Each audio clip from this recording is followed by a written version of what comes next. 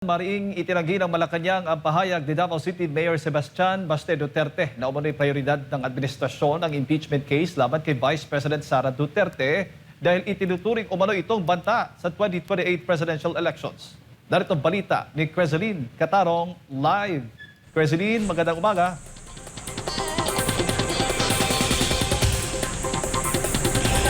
Jade Admar, magandang umaga. Pinabulaanan ng Malacanang ang mga pahayag ni Davao City Mayor Baste Duterte na umano'y prioridad ng administrasyon ng impeachment laban kay Vice President Sara Duterte. Gayon din ang aligasyon nito patungkol nga dito sa International Criminal Court at iba pang usaping politikal.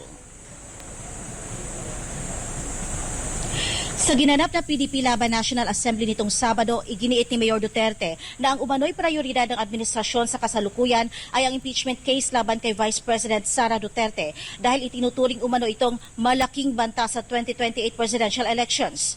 Ayon kay Mayor Duterte, kapag hindi umano napatalsik sa pwesto ang Vice Presidente, mahihirapan umanong maihalal ang kandidatong naisuportahan ng administrasyon sa susunod na halalan.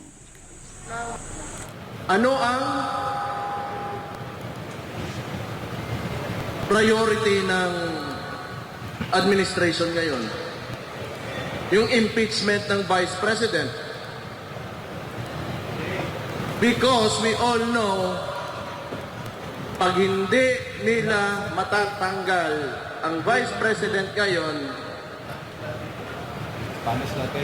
hindi sila makalagay ng presidente nila on the 2028 elections because he is a great threat sa presidency this 2028. Hindi ito pinalampas ng Malacanang at agad na sinagot ang mga aligasyon ni Mayor Duterte. Ayon kay Presidential Communications Office Undersecretary Claire Castro, kararating lamang umano ni Mayor Duterte mula sa bakasyon sa ibang bansa. Ngunit sa halip na unahin ang kapakanan ng mga residente ng Davao City, ay agad itong bumatikos sa administrasyon. Binigyang diin din ni Castro na walang kinalaman si Pangulong Ferdinand Marcos Jr. sa impeachment trial laban sa Vice Presidente dahil ang proseso ay nasa ilalim ng mandato ng Kongreso at ng impeachment court. Dagdag pa niya, kung layunin ng kampo ng Duterte na maihalal bilang Pangulo si VP Sara sa hinaharap, mas mainam umanong linisin muna nito ang pangalan sa harap ng mga kinaharap na issue.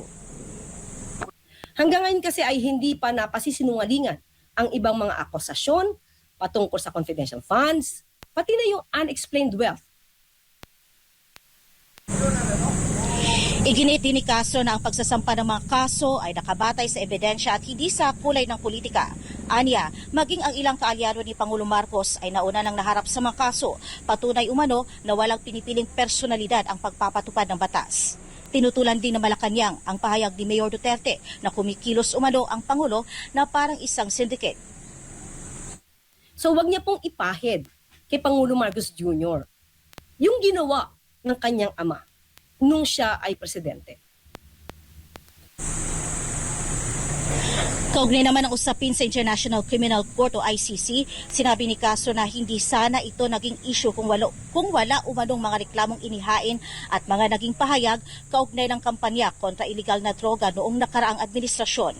Samantala nanawagan si Mayor Baste Duterte sa mga Pilipino na patuloy na ipaglaban ang anyay kinabukasan ng susunod na henerasyon sa gitna ng mga suliraning kinakaharap ng bansa. What kind of future do you want for these kids?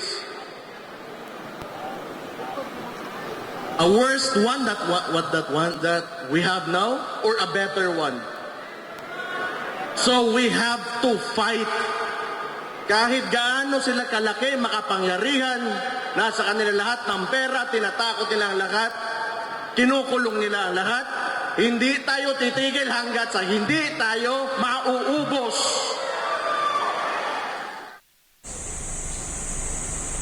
Yes, kapartner Jade, kapartner Admar, yan nga ang maanghang na palitan ng pahayag sa pagitan ng mga kampo ng Duterte at ng Malacanang. Samantala, mamayang hapon idadaos nga itong ikalimang State of the Nation address ni Pangulong Ferdinand Marcos Jr. sa Batasang Pambansa sa Quezon City. Inaasahan yan mamayang 4 p.m. At pagdating naman dito sa Malacanang compound, Malacanang complex ay maayos naman ang lagay ng panahon sa parte dito sa Maynila.